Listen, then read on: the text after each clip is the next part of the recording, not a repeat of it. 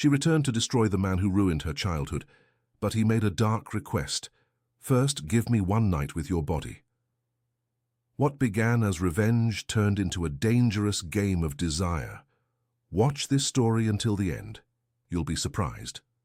If you enjoy love stories and romance, subscribe to this channel, leave your comment. We post videos like this every day. Continuing. The smell of carnauba wax still clung to her hands when Emily Davis saw her mother being led away in handcuffs through the marble corridors of the Morgan mansion. 12 years old, barefoot on the cold floor, watching Helen being dragged away amid camera flashes and shouts from reporters jostling at the main gate of the most imposing property in Westchester County. "Thief," they shouted, 20 years, serving the family, and she stole the matriarch's jewels. Emily couldn't scream. Her voice had vanished, as if someone had ripped out her vocal cords with bare hands. She could only look up, to the curved staircase leading to the second floor, where a boy of perhaps 15 watched everything with eyes that seemed to carry the weight of the world. David Morgan, the heir, motionless as a statue, without a word, without a gesture, just watching her mother being destroyed. In that moment, with her heart beating so hard it hurt, Emily made a silent promise. One day, she would make that boy feel exactly what she was feeling. The powerlessness, the humiliation, the pain of watching someone you loved being publicly shattered. 15 years later, New York City simmered under the December sun when Emily adjusted her black blazer and walked along the wide sidewalks of Brooklyn toward the glass building that housed the Morgan Foundation. Her heels struck the concrete with the precision of a metronome, each step calculated, each movement studied. She had become an expert at reading people like an open book. Neuropsychology, nonverbal language, micro-expressions, any tool that could transform her into a silent weapon against those who used power as a shield. The false identity was perfect. Emily Silver, organizational psychologist, specialist in human behavior and team management, impeccable resume, checked references, clean professional history. No one would suspect that behind this elegant 27-year-old woman with dark hair tied in a perfect bun and eyes that seemed to hold secrets was the barefoot girl who had sworn revenge on a December morning. The foundation's lobby was a display of good taste and old money. Imported granite flooring, wood panels that probably cost more than the house where Emily grew up, works of art she recognized from the decoration magazines her mother secretly collected. Helen always said it was important to know the world of the employers, to understand how they thought, how they lived. To serve them better, she said, but Emily knew it was to survive them. Miss Silver. The voice came from a blonde woman in her 40s, with the kind of beauty that only money can maintain. "I'm Victoria Sampson, Human Resources Director. Welcome to the Morgan Foundation." Emily smiled with the exact measure of professionalism and friendliness she had rehearsed. "It's a pleasure. I'm excited to start." As Victoria conducted the tour of the facilities, Emily absorbed every detail. The Foundation's project was impressive, she had to admit. Education programs for low-income youth, scholarships, professional training, support for single mothers. Everything Helen Davis never had access to. The irony was almost poetic. "This is where you'll work," said Victoria, opening the door to a spacious office overlooking the internal garden. "Your job will be to analyze the behavioral profile of our beneficiaries, help identify those with the greatest potential for development. Mr. Morgan is very demanding about the efficiency of the programs." At the sound of the name, Emily's stomach contracted. 15 years preparing for this moment, and now that she was here, she felt her hands trembling slightly. "Will I have direct contact with him?" "Eventually. He tends to closely monitor strategic projects. He's quite intense at work." Victoria lowered her voice as if sharing a secret. "But he's a brilliant man. He took over the foundation when his father died 5 years ago and transformed everything. The social impact numbers tripled." Emily nodded, feigning professional interest. Inside, she thought of Helen sweeping those same corridors for almost 2 decades, invisible to the family that now prided itself on helping the needy. The hypocrisy was nauseating. The first weeks passed in a calculated routine. Emily arrived early, stayed late, impressed with detailed reports and accurate insights about human behavior.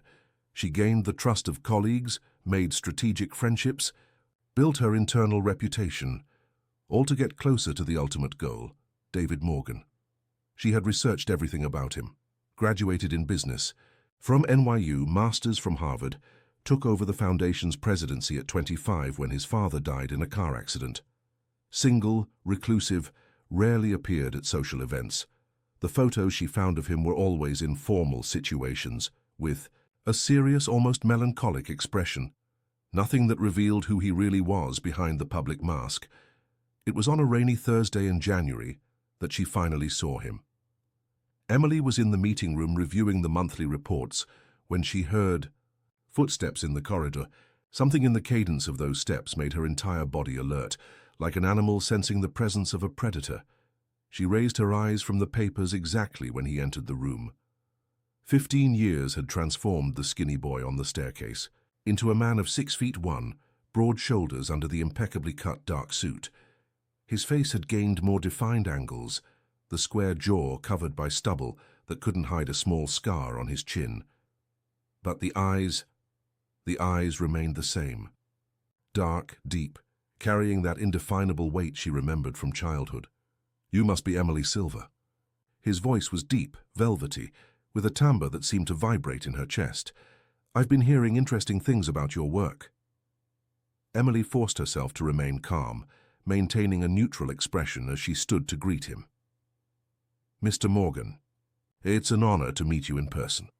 When he extended his hand, she hesitated for a fraction of a second before accepting the greeting. The touch was electric, as if a current passed between them. His fingers were warm, slightly calloused, not at all feminine. The hand of a man who wasn't afraid to work. "David," he corrected, without immediately releasing her hand. "I'm not very formal." There was something in the way he looked at her that made Emily uncomfortable. It wasn't the clinical look of a boss evaluating an employee. It was something more primitive, more direct, as if he could see through the layers of professionalism she had built and look straight at the woman underneath. "I read your reports," he continued, finally releasing her hand and leaning on the table with a familiarity that made it clear this was his territory. "Your analysis of the behavioral patterns of at-risk teenagers is impressive. You have a natural intuition for understanding what motivates people." "Thank you." Emily sat down again, crossing her legs so that the blazer wouldn't ride up too much. She noticed how his eyes followed the movement for an instant before returning to her face. "I've always believed that to help someone, we first need to understand what really drives them. And what do you think drives me?" The question came out of nowhere, too direct for a first professional meeting. Emily felt her heart race, but maintained her serene expression. "I'm still observing." He smiled for the first time, a small, almost imperceptible smile, but one that completely transformed his face. "Good answer." David pulled up a chair and sat down across from her, eliminating the formal distance. "I want you to work directly with me on a special project. We're developing a program for children of former domestic workers, people who worked for traditional families and ended up harmed in some way." Emily's blood froze, he knew. Somehow he had discovered who she really was. But she managed to keep her voice steady. "What kind of harm?" "Unfair dismissals, false accusations, judicial persecution. You know how it works. Powerful families have ways of destroying the lives of those who bother them." He leaned forward, his elbows resting on his knees. "I thought someone with your sensitivity to social issues would be perfect to lead this." Emily studied his face, looking for signs that she was being tested, but there was something genuine there, a contained pain that she recognized because she carried a similar one. "Is this a personal project?" "You could say that." David was silent for a moment, as if weighing how much he should reveal. "My family doesn't have the cleanest record when it comes to treating employees with dignity. Let's say I'm trying to repair some damages." The raw honesty of the confession caught Emily by surprise. She had prepared to meet a clear enemy, someone she could hate without complications, But this man seemed to carry his own guilt, his own ghosts. When do we start? Now, he said, standing up. I want to show you some files, specific cases we intend to address. They left the meeting room together, and Emily noticed how other employees discreetly observed them. David Morgan rarely interacted directly with the operational team. Seeing him personally accompanying a new employee generated whispers and curious looks. His office was on the top floor, occupying the entire space with a panoramic view of the city. The walls were covered in dark wood, with shelves full of books that seemed to have actually been read, not just decorative. An old desk, probably inherited, dominated the center of the environment. But what caught Emily's attention was the glass wall that led to a private terrace with a suspended garden. "Do you like plants?" he asked, noticing her interest. "My mother did," she replied without thinking, then regretted the personal revelation. "Did? She died?" "To me, yes." The answer came out more bitter than Emily had intended. David studied her with renewed attention. "Complicated family?" "How you could say that," she echoed his words with a half-smile that didn't reach her eyes. He opened a drawer in the desk and took out a thick folder. "These are some of the cases we want to address. People who worked for families of the New York elite and were harmed by false accusations or arbitrary dismissals." Emily opened the folder and her heart almost stopped. The first file was for Helen Davis. Black and white photo, complete personal data, professional history, and a red stamp. Priority case. "This one," said David, pointing to her mother's file, worked almost 20 years for a family, was accused of theft without concrete evidence, spent 3 years in prison before being able to prove her innocence. When she got out, she couldn't find another job. Died of cancer 2 years ago, alone without adequate medical assistance. Emily struggled to maintain a neutral expression, but she felt her hands trembling. "How did you get this information?" "Private investigators, specialized lawyers. It cost a fortune to track what happened to these people after their lives were destroyed." He closed the folder and looked at her directly. "The family she served was mine." The world stopped. Emily felt as if she had been punched in the stomach. He knew exactly who she was. He knew why she was there. And yet, why? That was all she could say. "Because I spent 15 years trying to forget the face of that barefoot girl who looked at me from the bottom of the stairs as if I were the devil himself." David approached her, eliminating the distance between them. "Because I never could get rid of the feeling that I should have done something that day." Emily stood up abruptly, knocking over the chair. "You have no right to..." "To what? To feel guilty? To want to repair what my family did?" He held her arm firmly but without hurting her. "Or to recognize you the first second you walked into this foundation. Let me go." "Emily Davis," he said her real name like a caress, without releasing her arm. Daughter of Helen Davis, neuropsychologist, graduated from Columbia with a specialization in human behavior, created a false identity to infiltrate my foundation, spent months planning how to get close to me. She tried to pull away, but he was stronger. "You don't know anything about me. I know you came here to destroy me. I know you blame my family for the destruction of your mother's life. And I know..." He hesitated, as if the next words were too costly. "I know you have every reason in the world to hate me." Emily stopped resisting but didn't relax. "Then why didn't you expose me? Why didn't you call security?" David slowly released her arm but didn't move away. They stood there, dangerously close, breaths mingling in the space between them. "Because maybe I deserve to be destroyed. Maybe that's what I've been waiting for 15 years. There was something broken in his voice, a vulnerability that Emily hadn't expected to find. This wasn't the arrogant and insensitive man she had created in her imagination.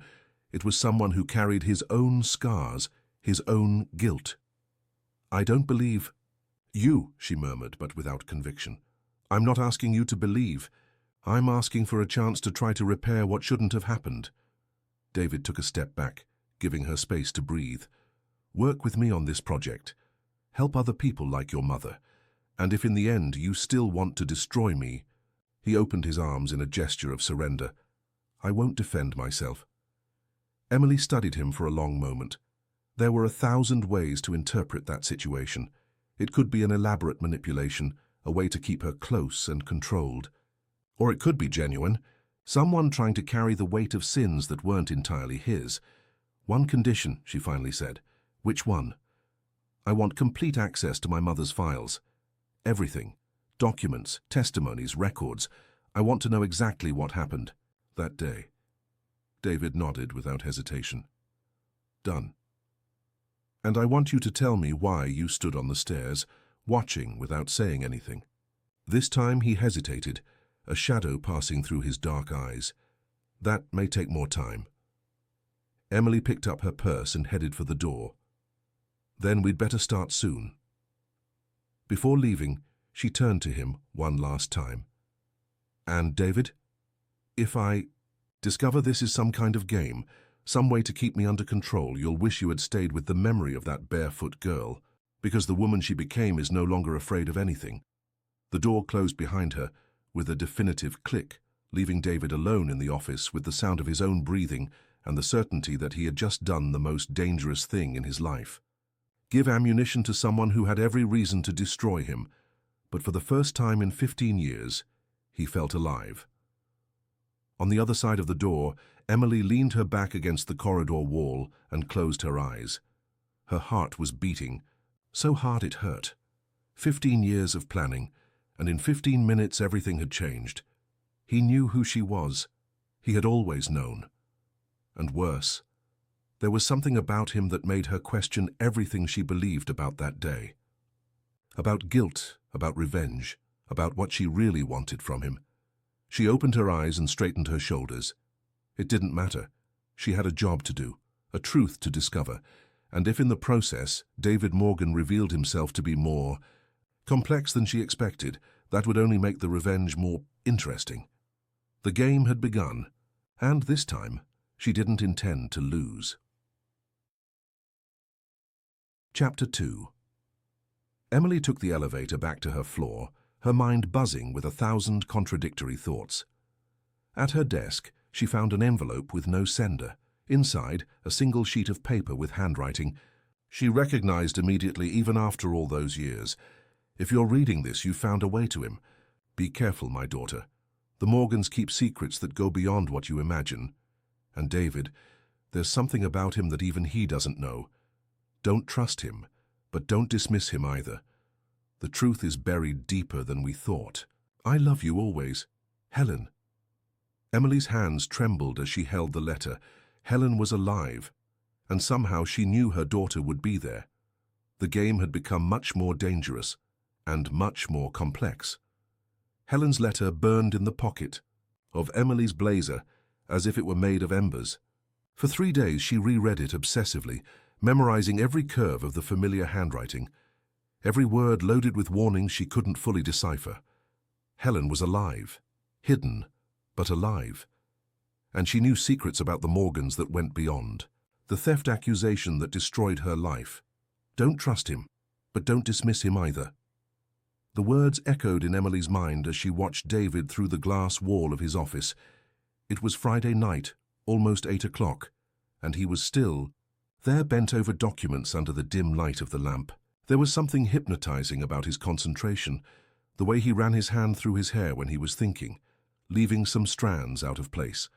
All week, they had worked together on the project for former domestic workers, and Emily discovered that hating him was more complicated than she had imagined. David wasn't the monster she had built in her imagination. He was meticulous, intelligent, genuinely concerned with the cases they analyzed. When he heard the account of Mrs. Connie, a former nanny who was fired without just cause after 15 years of service, he clenched his fists until his knuckles turned white. When he read about Mr. John, a driver falsely accused of stealing fuel and imprisoned for 2 years, David remained silent for long minutes, as if fighting internal demons. But there were moments, looks that lasted a second longer than necessary.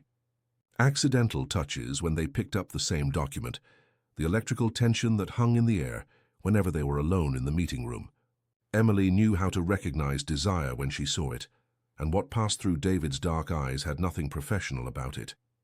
Revenge would be simpler if he were just an arrogant jerk, but David Morgan was a broken man trying to repair himself, and that made everything infinitely more dangerous. Emily knocked on his office door and entered without waiting for a response. "Still working? You'll end up sleeping here?" He looked up from the papers and she noticed the dark circles under his eyes, the 2-day stubble. "I don't sleep much anyway. Chronic insomnia." "Since when?" "Since I was 15, the answer came. Automatically, then he seemed to realize what he had revealed. Since that day. The day her mother was arrested. Emily felt something tighten in her chest, an emotion she couldn't name. Nightmares? David closed the file he was reading and leaned back in his chair, studying her face. "Do you really want to know, or are you collecting information to use against me later?" The question was fair, but it hurt more than Emily expected. "Maybe both." "At least you're honest." He stood up and walked to the window, hands in his pants pockets. "Yes, nightmares. Always the same. A dark basement, voices whispering in a language I don't understand, and your mother, Helen, crying outside the door." Emily approached slowly, as if dealing with an injured animal. "My mother never mentioned a basement in the mansion, because she never had access to it. It was in the lower level, locked. Only my family used it." David turned to her, his eyes carrying an old pain. "My nightmares started the night before her arrest, as if I knew something terrible was going to happen." "What kind of things did you do in that basement?" "I don't know. I was just a child." He hesitated, as if deciding how much he could reveal.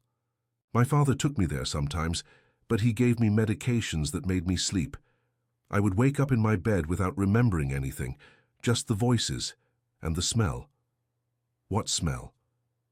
"Incense, melted wax, and something more metallic." Emily felt a shiver run down her spine. Helen's letter mentioned secrets buried deeper than she imagined. "You never tried to investigate." "After my father died, I had the basement sealed. I was afraid of what I might find there." David approached, her eliminating the distance between them. "But maybe it's time to open those doors." They stood there in the middle of the office, looking at each other with an intensity that made the air seem dense.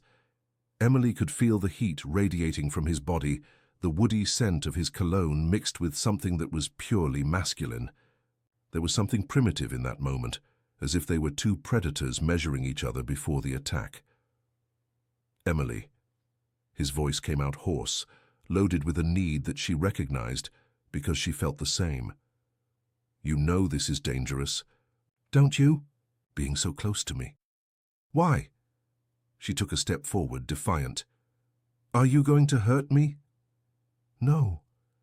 David extended his hand and touched her face with his fingertips, a touch so light it could have been imagination. "I'm going to want you in a way that will make you forget why you came here." Emily's heart raced, but she didn't back away. Presumptuous. Realistic. His fingers moved down her neck, stopping at the base of her throat where her pulse beat rapidly. "You feel it too. This sick thing that grows between us every time we're alone." Emily closed her eyes for a moment, fighting the urge to lean into that touch. When she opened them again, there was an iron determination in her gaze. "You think you can seduce me and I'll forget everything? That I'll forgive what your family did?" "No." David lowered his hand but didn't move away. "I think we're both broken people who recognize our own scars in each other, and that's more dangerous than any seduction." Before Emily could respond, David's cell phone rang persistently. He looked at the screen and frowned. "Sorry, I need to answer this. It's my lawyer." She nodded and moved away, pretending to study the plants on the terrace while he spoke. But she paid attention to every word. "What do you mean they found documents? What kind of documents?" David's voice became tense. "No, don't say anything over the phone. We'll meet tomorrow morning at the office." "Yes, I know it's Saturday." "Dr. Mendez, does this have to do with the files I requested about the employee?" "Helen Davis." Emily turned abruptly. David was watching her with a somber expression. I need to go, he said, hanging up the phone. Apparently my lawyer found something in the family archives that complicates things. What kind of complication? David picked up the jacket hanging on the chair and put it on with mechanical movements, the kind that can change everything we think about that day. Emily felt her stomach tighten. I'm coming with you. No. David, if it has to do with my mother. Exactly why? He stopped in front of her, holding Emily's shoulders firmly. If it's what I'm thinking, you won't want to hear it. At least not until I'm sure. Sure of what? David hesitated, as if the words were too costly. That maybe neither of us is who we think we are. He left the office, leaving Emily alone with 1,000 questions and one certainty. Whatever secret the lawyer had discovered would change everything between them. On Saturday morning, Emily woke up with a bad feeling in her stomach. She had dreamed about the basement David mentioned, with voices whispering in an ancient language, and the smell of incense mixed with something metallic. In the dream, her mother was outside a door, crying and shouting a name that Emily couldn't understand. Determined not to wait passively, she took her car and drove to the lawyer's office. She had researched Dr. Mendez on the internet and discovered that he had worked for the Morgan family for more than 20 years. If anyone knew the buried secrets, it was him. The building was on Park Avenue, all mirrored and imposing. Emily went up to the 10th floor and found the reception empty, normal for a Saturday. But she heard voices coming from one of the rooms and immediately recognized David's deep timbre. Are you absolutely sure about this information? I am. I found the documents in your father's private safe. They were sealed with red wax, along with a letter explaining everything. The lawyer's voice sounded tired. David, this completely changes the official version of what happened. Emily approached the partially open door and heard David curse softly. Read it again, word for word. Letter of confession from Alexander Morgan, dated December 2008. I, Alexander Morgan, in full possession of my mental faculties, confess that Helen Davis was unjustly accused of stealing my wife's jewels. The real thief was my own daughter, Vanessa Morgan, who sold the pieces to finance her cocaine addiction. To protect the family's reputation and avoid a scandal that could destroy our business, I allowed Helen to be accused in her place. I paid false witnesses, bribed police officers, and destroyed evidence that could have exonerated her. I know I am condemning an innocent woman, but family comes first. May God forgive me for this choice. The silence that followed was so deep that Emily could hear her own heart beating. David knew the truth all along and pretended that he too was a victim of circumstances. There's more, continued the lawyer. There are records of monthly payments to Helen Davis, even after her imprisonment. Your father financially supported her until his death. Then why didn't she use that money to defend herself? To prove her innocence? Because there was a clause. She would only receive the payments if she maintained absolute silence about what really happened. If she tried to defend herself or expose the truth, she would not only lose the money, but would be eliminated. Emily covered her mouth with her hand, fighting the nausea rising in her throat. Her mother knew the truth all along. She accepted being publicly destroyed in exchange for bought silence. Dr. Mendez, David's voice came out too controlled, as if he were struggling not to explode. My sister Vanessa, where is she now? Interned in a rehabilitation clinic. In Switzerland, it's been 15 years. Your father sent her there right after the incident. She never returned to the United States. And me? Did I know anything? According to the documents, no. Your father made a point of keeping you away from everything. You were a minor, the family heir. He didn't want you to be contaminated by the scandal. Emily felt her legs weaken. She leaned against the wall, trying to process what she had just heard. David really didn't know anything. He was as much a victim as she was of Alexander Morgan's decisions. There's something else, said the lawyer. Helen Davis didn't die of cancer, as stated in the official records. What do you mean? She's alive. She lives under a false identity in a small town upstate. Your father continued to pay the costs of maintaining her new life until his death. After that, I assumed the responsibility. Emily's world collapsed. Helen was alive, kept in secret with dirty money, silenced for 15 years, and the lawyer knew everything. "Why are you telling me this now?" asked David. "Because you hired that woman, Emily Silver, and I discovered who she really is."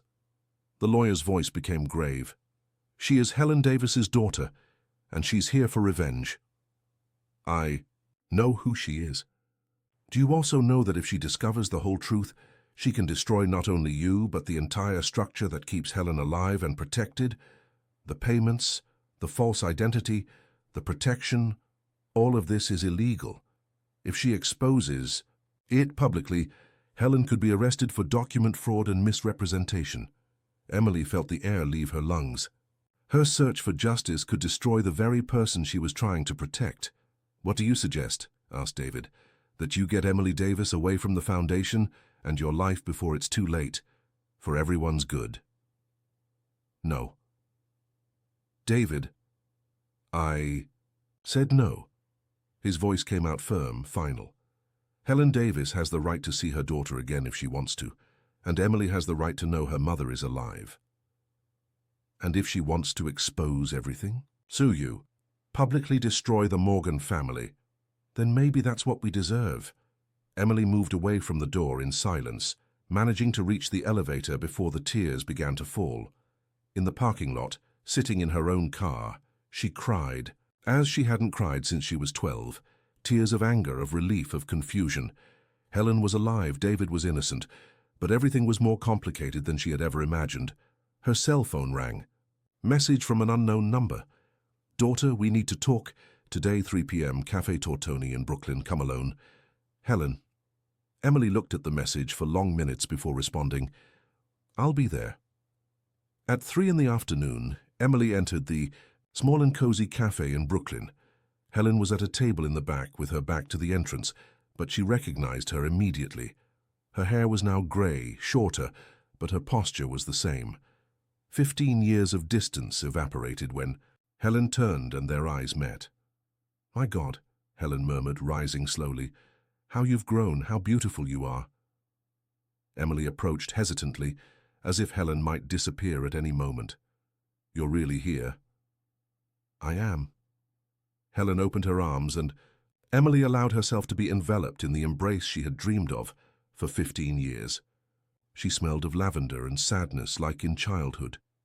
They sat across from each other, studying each other, trying to fill the lost years with just a look. "Why did you pretend to be dead?"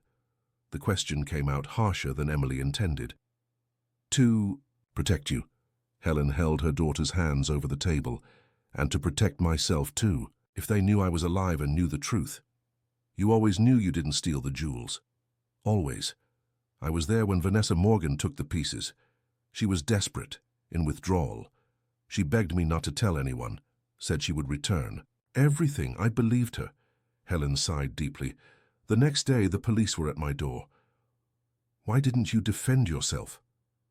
"Because Alexander Morgan made me an offer I couldn't refuse. Take the blame in exchange for a new life for you. He promised he would pay for your education, your college, everything you needed for a better future." Emily felt anger rise in her throat. "You sold me for dirty money. I saved you from a life of misery." Helen squeezed her daughter's hands. "Do you think you could have studied, graduated, become the strong woman you are if you had stayed with me? An ex-convict with no job, no references? We could have fought together. And lost. They have power, money, influence. We had nothing but each other." Helen leaned forward. "Emily, I spent 15 years hating myself for that choice. But when I learned that you had become a neuropsychologist, that you were doing well, that you had managed to graduate, I knew I had done the right thing. How did you know I was at the foundation?" "Because I was watching, I always was. Alexander died, but the payments continued. His lawyer, Dr. Mendez, keeps me informed of everything involving the Morgan family." Helen smiled sadly. "When you created the false identity and infiltrated the foundation, I knew immediately.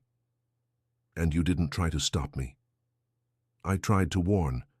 You, the letter you found on your desk. You said not to trust David, but also not to dismiss him. Why?" Helen was silent for a moment, as if weighing her words. Because David Morgan is not like his father. He carries guilt that isn't his, suffers for things he didn't do. And because... She hesitated. He may be the key to discovering much. Darker secrets of the Morgan family. What secrets? The basement, Emily, the locked basement of the mansion. There are things buried there that go far beyond stolen jewels or addicted daughters. Helen lowered her voice. Things that involve other powerful families, ancient rituals, pacts of silence that last for generations. Emily remembered David's nightmares, the smell of incense and metal, the voices whispering in a strange language. What kind of rituals? Alexander took me there once by accident. I thought it was just a wine cellar, but it was something much more sinister. Strange symbols on the walls, improvised altars, objects that seemed ancient, very ancient. Helen squeezed Emily's hands. And photographs, daughter. Photographs of children. Emily's blood froze. What kind of photographs? The kind you don't want to see. The kind that confirms your worst fears about what people with a lot of power do when no one is looking. Does David know about this? I don't believe he knows. Alexander protected him, kept him away from these things. But now that Alexander is dead, Helen leaned forward more. Emily, there are other people involved, people who won't hesitate to eliminate anyone who threatens to expose their secrets.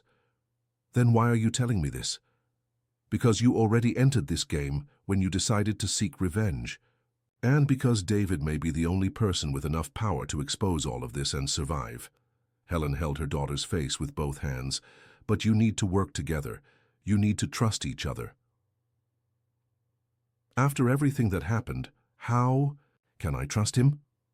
Because he's already had 1,000 opportunities to destroy you and didn't. Because he knows who you are from the first day and still gave you access to everything you asked for. Helen smiled. And because he looks at you, the same way you look at him when you think no one is watching. Emily felt her face heat up. I don't know what you're talking about. I know I didn't come here just to warn you about dangers, daughter.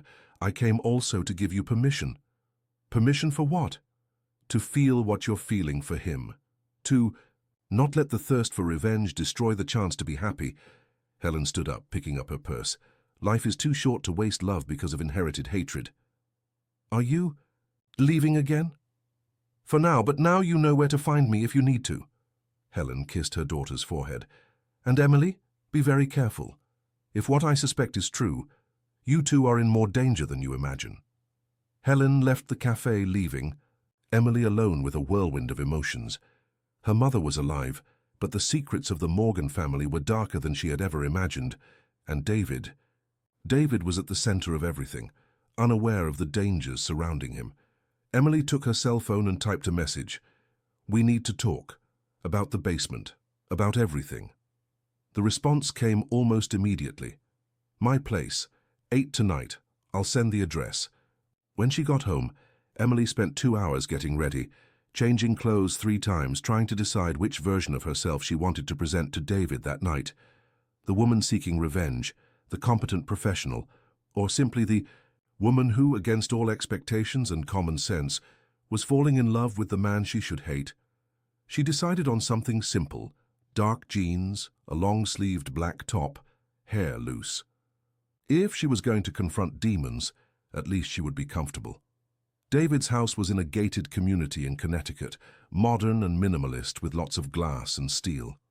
Nothing that resembled the classic opulence of the mansion where Helen had worked. It was as if he had made a point of distancing himself from everything that represented the family's old money. David received her at the door, wearing jeans and a white shirt with the sleeves rolled up.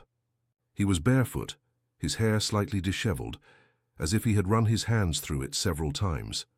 There was something vulnerable about him like this, without the expensive suits and the formal environment of the office. Come in, he said, stepping aside to let her pass. Would you like something to drink? Wine, lots of wine. He smiled, the first genuine smile she had seen from him. Tough day? You have no idea. The living room was spacious and comfortable, with dark leather, sofas and a fireplace that crackled softly. David served 2 glasses of a red wine that probably cost more than Emily's monthly salary and sat on the sofa next to her, maintaining a respectful distance. "So," he said, taking a sip of the wine, "what did you discover?" Emily studied him for a moment, trying to decide where to start. "That you didn't know anything, that your sister was addicted to cocaine and stole the jewels, that your father bought my mother's silence in exchange for giving me a better life." David didn't seem surprised. "I spoke with my lawyer this morning." "I know, I was there." This time he seemed genuinely shocked. "You heard everything?" "Everything." Emily turned to face him on the sofa, including the part where he suggested, "You get me out of your life before I discovered the truth and destroyed everything. And you also heard my answer." "I heard." She took a big sip of the wine, feeling the alcohol burn her throat. "Why won't you do what he suggested? It would be easier for everyone." David put his glass on the coffee table and moved closer to her on the sofa. "Because I spent 15 years feeling guilty for something I didn't do. Because every time I closed my eyes, I saw that barefoot girl looking at me as if I were a monster." He extended his hand and touched her face, exactly as he had done in the office. "And because now that I know the truth, I can't imagine my life without you in it." Emily's heart raced. "David, I know it's complicated. I know our story begins with pain and blood, but maybe that's exactly why it makes sense." He leaned in closer until he could feel her breath on his face. "We're both survivors, Emily, wounded by the same demons." "It's not just about that," she murmured, fighting against the urge to lose herself in those dark eyes. "There are things about your family that you don't know. Things much darker than stolen jewels. Like the basement." Like the basement. She moved away slightly, regaining focus. "My mother told me today. She was there, David. She saw things that no one should see." His expression changed completely, becoming somber. "What kind of things?" "Rituals, strange symbols, and photographs." Emily took a deep breath before continuing. "Photographs of children." David turned very pale, as if he had been punched in the stomach. "No." She said there are other people involved, other powerful families, and that they won't hesitate to eliminate anyone who threatens to expose these secrets. David stood up abruptly, starting to pace back and forth across the room. My God, the nightmares, the voices, the metallic smell. He stopped and looked at her with horror. "Emily, what if I was there? What if they made me forget?" "You said your father gave you medications that made you sleep. What if it wasn't to make me sleep? What if it was to make me forget?" David ran his hands through his hair, completely disheveling it. "What if I was a victim or worse?" Emily stood up and went to him, holding his face between her hands. "David, look at me. You are not your father. You are not responsible for his sins." "How can you be sure?" "Because I know you." The answer came with a conviction that surprised Emily herself. "I know your soul. I've seen how you react to the victims' accounts, how you genuinely care about the suffering of others. You are not capable of these things." David closed his eyes and leaned into her touch. "And if I open that basement and discover that I was wrong about myself?" "Then we'll discover it together." Emily moved closer, eliminating the distance between them, "and if necessary, we'll expose everything, no matter the consequences." When David opened his eyes again, there was something new in them. A determination, mixed with something that seemed dangerously like adoration. "Would you do that, even knowing that it could destroy any chance of a future between us?" "The future is worth nothing if it's built on lies and bought silence." David pulled her closer, pressing her body against his. "How can you be so strong and so irresistible at the same time?" Emily felt the air leave her lungs. There was something different in the way he was looking at her, as if he were really seeing her for the first time.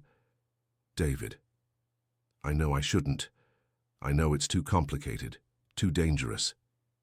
He lowered his head until his lips were just inches from hers. "But I can't pretend anymore that I don't want you." "Then don't pretend." The words had barely left Emily's mouth when David kissed her, and it was as if the world caught fire around them. It wasn't a sweet or romantic kiss. It was desperate, hungry, charged with 15 years of repressed tension and denied desire. His hands tangled in her hair, pulling her closer, while she grabbed his shirt as if it were an anchor. When they finally separated, both were breathless. "This is crazy," Emily murmured against his lips. "The best kind of crazy in my life," he replied, kissing her neck, drawing a low moan from her. But before things could go further, David's cell phone rang insistently. He tried to ignore it, but the ringing wouldn't stop. "Answer it," said Emily, reluctantly moving away. "It might be important." David looked at the screen and frowned. "Dr. Mendez, again." He answered with an impatient voice. "Yes?" Emily saw his expression change drastically as he listened. "What do you mean they broke in? What did they take?" David moved away from her, walking to the window. "No, don't do anything. Don't call the police. I'm going there now." He hung up and turned to Emily with a somber expression. "They broke into Dr. Mendez's office, took all, the files related to my family. All of them, including the documents about your mother and my father's confession." Emily felt a chill down her spine. "They know we're discovering the truth." "It seems so." David picked up his car keys. "And now they're trying to erase any evidence." "I'm going with you." "Emily, it could be dangerous." "Exactly why I'm going." She picked up her purse with determination. "We said we would face this together, so let's go." David looked at her for a long moment, then nodded. "Then let's find out what they don't want us to know." When they left the house, neither of them noticed the black car parked on the corner, or the man who photographed them through the dark window. The game had completely changed, and now there was more at stake than just the truth about the past. There were their lives. Chapter 3. Dr. Mendez's office looked like a battlefield. Drawers pulled out, papers scattered on the floor, safe open and empty. Broken glass from the window crackled under Emily's feet as she walked among the debris, trying to understand the extent of what had been taken. "They knew exactly what they were looking for," murmured David, crouched beside the violated safe. "They didn't touch money, watches, nothing of monetary value, just the documents." Dr. Mendez was sitting in an armchair, an ice pack pressed against a cut on his forehead. He was a man in his 60s, grey hair and tired eyes that seemed to have seen too much during his life. "There were 3 men," he said with a trembling voice. "They came in here as if they knew the place. They knew where each file was, each important document." "Did they hurt you?" asked Emily, approaching carefully. "Only when I tried to prevent them from taking the files about your mother." He looked at her with what seemed like admiration mixed with pity. "You look just like Helen, the same determination in your eyes." David stood up and walked to the broken window, observing the dark street below. "Dr. Mendez, who else knew about the documents you found?" "No one, at least I thought no one." The lawyer hesitated, as if weighing how much he could reveal. "But there were other people interested in your father's confession, David. People who called several times in recent months, asking about the Morgan family files." "What people?" "They never gave real names, always intermediaries, secretaries, lawyers of third parties. But they offered absurd amounts for the documents." Dr. Mendez stood up slowly, walking to a bookshelf that had been ransacked. "Your father wasn't the only person involved in those rituals." Emily felt a shiver run down her spine. "How many people were involved?" "I'm not sure, but from the fragments I managed to piece together over the years, there was a kind of society, traditional New York families that met regularly." The lawyer pulled a book from the shelf and opened it to a marked page. "I found this record in one of the last conversations I had with your father before his death, David. He was terrified, saying they wanted to silence him." David took the book and read aloud. "Circle of Asclepius, founded in 1952 by 5 traditional New York families. Objective: preservation of ancestral rituals and maintenance of power through spiritual pacts." "Ancestral rituals?" Emily frowned. "So what kind of rituals?" "The kind that requires sacrifices," answered Dr. Mendez with a somber voice. "Alexander told me once, drunk, that the family's wealth came from a pact made by his great-grandfather. An agreement with forces that shouldn't be tampered with. David closed the book abruptly. This is madness. What are you talking about? Demons? Black magic? I'm talking about powerful people who believe in obscure things and do anything to keep that belief alive. The lawyer approached them, lowering his voice. And to eliminate anyone who threatens to expose their secrets. A noise in the corridor made all three tense. Slow, deliberate footsteps, climbing the stairs of the building. David immediately positioned himself in front of Emily, his muscles tense like a spring about to jump. "Emergency exit," whispered Dr. Mendez, pointing to a door at the back of the office. "Leads directly to the parking lot." But before they could move, the main door opened slowly. A tall man in his 50s, impeccable suit and intimidating presence, entered as if he owned the place. Behind him, two other men were clearly private security. "Dr. Mendez," said the man with a velvety, almost polite voice, "I regret the inconvenience of tonight." "Who are you?" asked David, stepping forward. The man smiled, but it was an icy smile, without warmth. "My name is August Walker, representative of some old family interests." His eyes fixed on Emily. "And you must be Helen Davis's daughter. It's really impressive how genetics works. The same dangerous beauty as your mother." Emily felt her blood freeze. "What do you want?" "What we all want, dear. Peace, harmony, the maintenance of the status quo that has worked for decades." Walker casually walked through the destroyed office, as if he were taking a tour. "You see, you young people have this disturbing tendency to want to mess with matters that are better buried. Matters like children being abused," David's voice came out loaded with contained hatred. "Matters like family agreements that ensure prosperity and stability for generations." Walker stopped in front of the open safe. "Your father understood this, David. That's why he lived so long and died in a natural way." The implicit threat was clear. Emily felt David tense beside her, his fists clenched. "What do you want?" "From us?" she asked, trying to keep her voice steady. "Nothing much. Just for you to stop asking inconvenient questions and return to your normal lives." Walker smiled again. "The young lady can continue her work at the foundation. David can continue helping the poor and needy. Everyone stays happy. And if we refuse—" "Ah, but why would you refuse?" Walker approached dangerously. "You have so much to lose. The foundation, reputation, personal safety. It would be a shame if something happened to such young and promising people." David stepped forward, placing himself completely between Walker and Emily. "If you touch one finger—" "On her!" "Calm down, young Morgan. Violence is always the last resort." Walker motioned to the two men behind him. "But let's say it's a resource we don't hesitate to use when necessary." "Did you kill my father?" David's question cut through the air like a blade. Walker studied his face for a long moment before answering. "Your father was becoming unstable. He started having inconvenient crises of conscience. Talked about exposing everything, telling the truth about the rituals." Walker shrugged with rehearsed indifference. "A car accident is always more convenient than a public scandal." The casual confession of murder left everyone in silence. Emily saw David trembling with contained anger, the veins in his neck bulging, as if he were fighting the urge to attack Walker with his bare hands. "So it's—" "True," murmured David. "You really killed him." "We preserved the balance, as we have done for 70 years. Walker checked his expensive watch. "Well, I think our conversation was enlightening.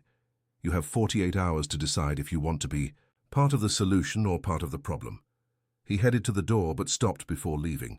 "Oh, and Emily, your mother is doing very well in Millbrook. Blue House number 247 on Maple Street. It would be a shame if she received unwanted visitors."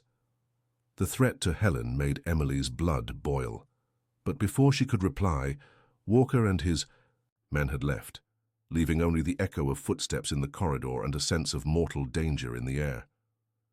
"Son of a bitch," murmured David, punching the wall hard enough to leave his knuckles bleeding. "We have to get out of here," said Dr. Mendez, already picking up some papers that had been left. "If they came back, it was to make sure we understood the message." "Where can we go?" asked Emily. David took her hand, their fingers intertwining tightly. To the mansion, to the basement. If we want answers, that's where we'll find them. David? It's too dangerous. They already know we're investigating. If we're going to die, at least let it be after discovering the truth. He looked at her with an intensity that made the air seem dense. Do you trust me? Emily looked into those dark eyes, loaded with pain and determination, and knew that she had passed the point where she could pretend this was just about revenge. I do. Then let's end this, tonight. The Morgan mansion was in Westchester County, hidden behind high walls and iron gates that seemed to guard ancient secrets. Emily hadn't been there since she was 12, but the memory of the place was engraved in her soul like a scar. The same granite driveway, the same perfectly manicured gardens, the same sense of oppression that hung in the air. The house has been empty for 5 years, said David, turning off the alarm with a code. After my father died, I couldn't live here anymore.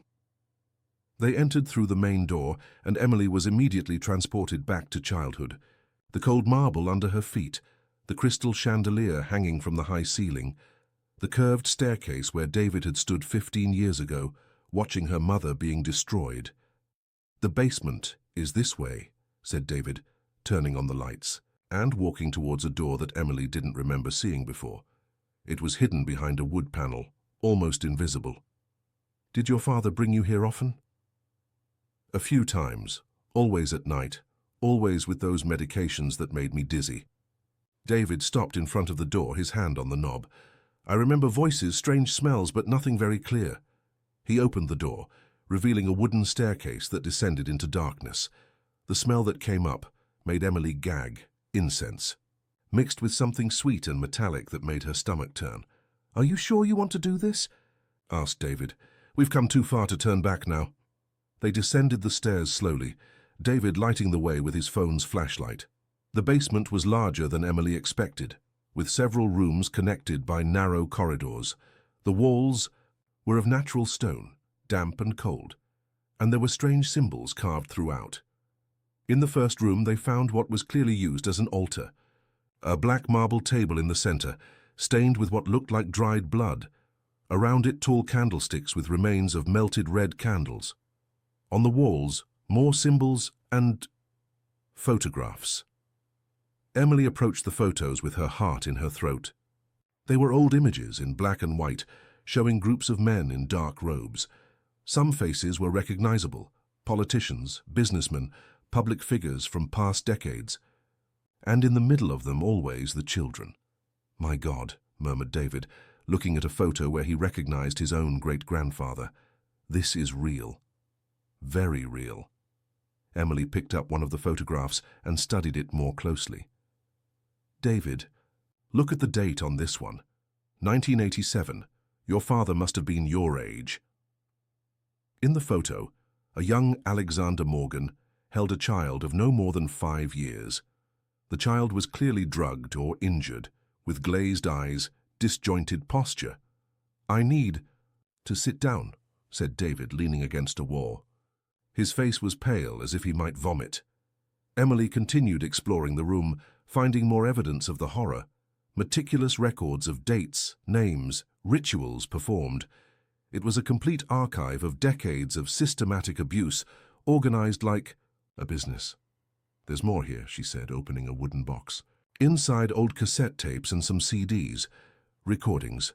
No, said David immediately. I don't want to hear. Maybe it's necessary to understand the extent of all this. She took one of the most recent CDs and saw that it was dated 2008, the year Helen was arrested. With trembling hands, Emily put the CD in the old player that was in the room. Alexander Morgan's voice filled the basement, younger, but loaded with the same arrogance she remembered. March Ritual 2008. Participants: Walker, Sanders, Barnes, Matthews, and myself. The offering this time is special. We got a blonde child exactly as the master requested. Emily felt bile rise in her throat. David was completely pale, leaning against the wall as if he might faint. The voice continued. The boy David continues to respond well to the sedatives. He doesn't remember anything from the last rituals. It's better this way. One day he will need to take my place, but for now... David ripped the CD from the player with enough force to break it in half. I don't want to hear any more. David... No! He turned to her with eyes shining with contained tears. Did you hear? I was there. I was part of this, even if I don't remember. Emily approached him slowly, as if dealing with an injured animal. You were a child, a victim, not an accomplice. How can you be sure? Because I know you. She held his face between her hands, forcing him to look into her eyes. I know your soul, David. You are not capable of these things. What if I am? What if a part of me that I don't remember is capable of anything? Then we'll discover the truth, all of it, and we'll face it together.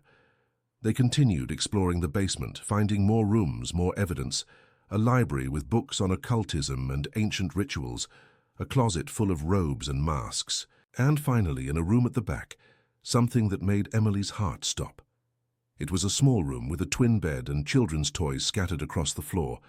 On the walls, drawings made by children, some cheerful, others clearly depicting scenes of abuse, and on a small table an open notebook with childish handwriting. David approached the notebook and read quietly, Daddy said if I tell anyone, I'll disappear like the other boys. But I like Miss Helen. She sings to me when I'm scared. Tears finally ran down David's face. I remember this handwriting. It's mine. David, I wrote to your mother. He turned the pages of the notebook, revealing more entries. She knew. Helen knew what was happening to me and tried to protect me. Emily read over his shoulder. Ms. Helen brought candy today. She said that one day I'll be big and strong enough to protect other children. She said it's not my fault, that adults are sometimes monsters. That's why my mother was accused of theft, murmured Emily, the pieces finally fitting together. She discovered what they were doing to you. She tried to protect you. And your father silenced her in the only way he could without killing her. David closed the notebook and turned to her. Emily, your mother saved me. If it weren't for her, we don't know what would have happened. Yes, we do. David pointed to a wall where there were height marks like parents make to mark a child's growth, but these marks had dates and sinister annotations. They were preparing me. When I turned 16, I would be officially initiated into the circle. Emily looked at the marks and saw that the last one dated from a few months before Helen's arrest. My mother prevented them from completing what they had planned for you. And now they want to finish what they started. David picked up some of the most important photographs and documents. Walker wasn't just threatening, he was recruiting. They want me to take my father's place in the circle. We're never going to let that happen. We don't have a choice. They'll kill you, kill your mother, kill anyone who opposes. David approached her, his eyes shining with a fierce determination. Unless what? Unless we destroy them first. They came up from the basement in silence, carrying the evidence they had found. The mansion seemed even more sinister now that they knew the secrets it kept. Emily felt dirty, contaminated by what she had seen and heard. Where do we go now? She asked. To a safe place. I have an apartment that no one knows about, registered, in the name of an offshore company. David locked the basement door and activated the alarm. We'll stay there until we figure out how to expose all of this without being killed in the process. The apartment was in Tribeca, in a discreet and modern building. It was small, minimally furnished, clearly a place used only as a hideout. David went straight to the bar and served 2 generous doses of whiskey. I need to take a shower, said Emily, still feeling contaminated by the horror of the basement.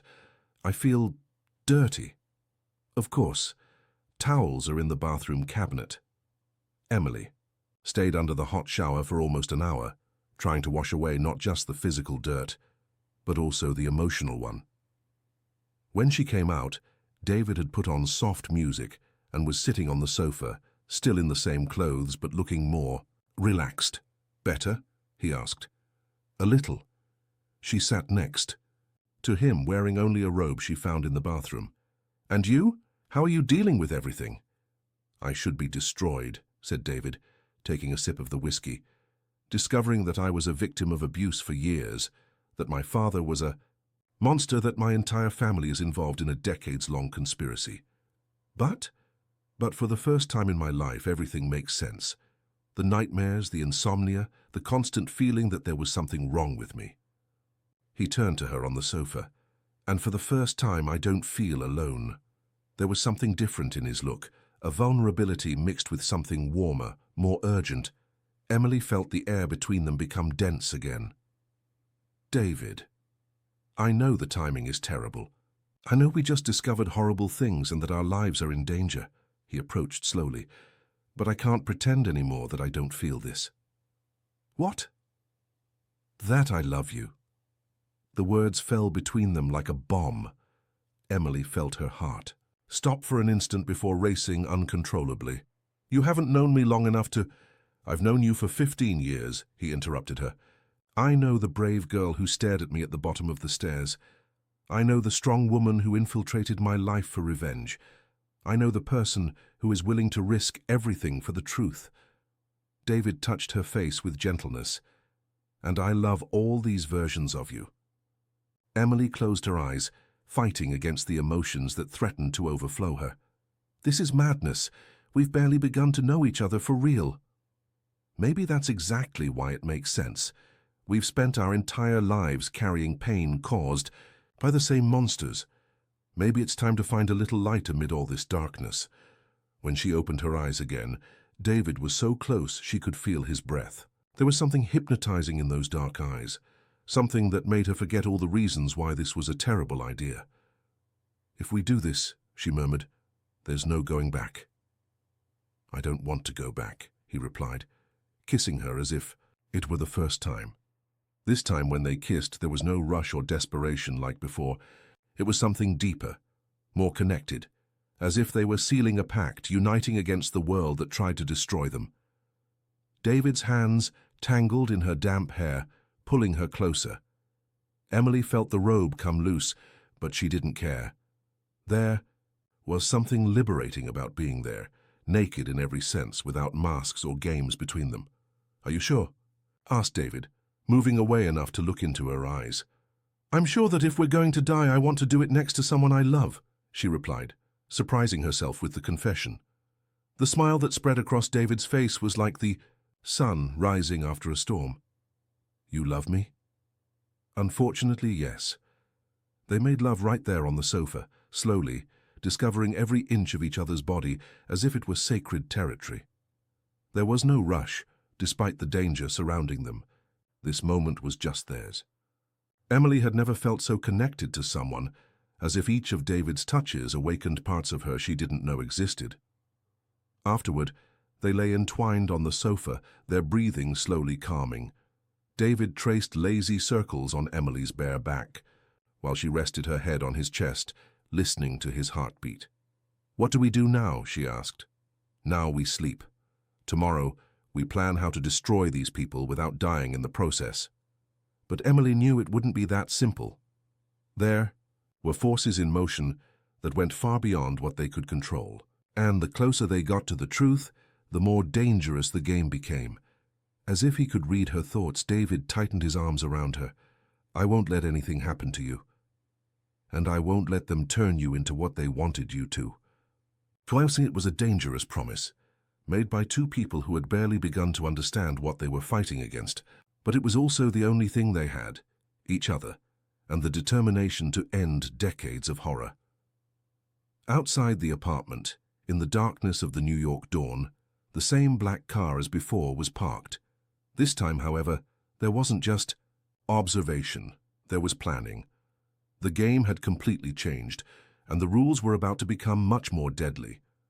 Inside the apartment, Emily woke with a start around 3 in the morning. Something had changed, a sound she couldn't identify.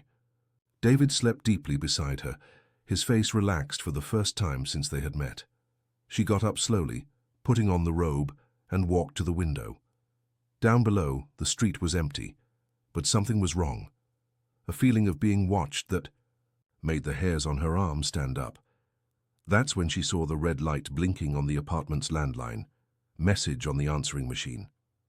With her heart beating rapidly, she pressed play. The voice that came from the device was female, young, desperate. "David, if you're listening to this, they found me. It's Vanessa, your sister. I'm coming back to the States. There are things about our family that you need to know, things that not even Dad knew. The circle isn't just American, David. It's international, and they're coming after you two. Don't trust anyone, not even Dr. Mendez." The line went dead, leaving only the sound of Emily's own breathing echoing in the quiet apartment. Vanessa Morgan was alive, and she was coming home. The game had become infinitely more complex. Chapter 4. Vanessa's message echoed in Emily's mind like a funeral bell. She stood beside the answering machine for long minutes, trying to process the implications of what she had just heard. David's sister was alive, hidden for 15 years, and now returning just when they had discovered the truth about the circle. "Too much of a coincidence," she murmured to herself. "What's too much of a coincidence?" David's husky voice made. Her turn. He was approaching, wearing only pajama pants, his hair mussed from sleep. "Your sister called." Emily pointed to the phone. "She's coming back." David's face changed completely, as if he had been slapped. "Vanessa? But she's been in a clinic in Switzerland for 15 years. Apparently not anymore." Emily touched play again, letting Vanessa's desperate voice fill the silence of the apartment. When the message ended, David leaned against the wall, his legs clearly weak.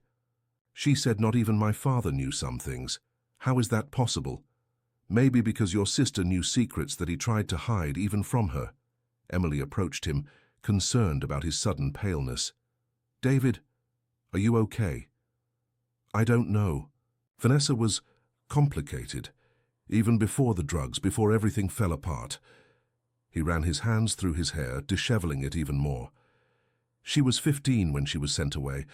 I was just a child, but I remember she knew things that scared me." "What kind of things?" "She used to tell me stories about the family, about rituals she witnessed, things my father did when he thought she was sleeping." David walked to the window and observed the street below. "I always thought it was her imagination, the effect of drugs. But if she was right—" Emily's cell phone rang, interrupting his thoughts. Unknown number. She hesitated before answering. "Hello? Emily?" "It's me, Helen." Her mother's voice sounded tense, frightened. "You need to come here now. Something happened." Emily's heart raced. "Are you okay? Did someone hurt you?" "I'm fine, but—" "I received an unexpected visit. Vanessa Morgan is here." Emily almost dropped the phone. "What?" "She showed up at my door an hour ago, desperate, saying you two are in mortal danger, that the Circle discovered your investigations and is planning something for tonight. Mom, don't trust her. It could be a trap. It could be. But she told me things about that time, about what happened in the mansion, things that only someone who was really there could know." Helen's voice became lower. "Emily, she told me about David, about what they did to him when he was a child, details that make me want to kill someone with my bare hands." Emily looked at David, who was clearly trying to hear the conversation. "We're coming there. Don't let her leave before we arrive. Be very careful on the road. If she's right about what they're planning, you might be being followed." Emily hung up and turned to David. "Your sister is with my mother in Millbrook." "That doesn't make sense. How did she know where to find Helen?" "Good question." Emily started getting dressed quickly, "but we'll only find out by going there." "What if it's a trap? If they're using Vanessa to lure us away from the city?" "Then at least we'll die trying. To protect those we love." Emily's response made something stir in David's chest. There was a fierce courage in her that left him both amazed and terrified. He knew she would be capable of anything to protect Helen, just as he would be capable of anything to protect her. They dressed in silence, each lost in their own thoughts.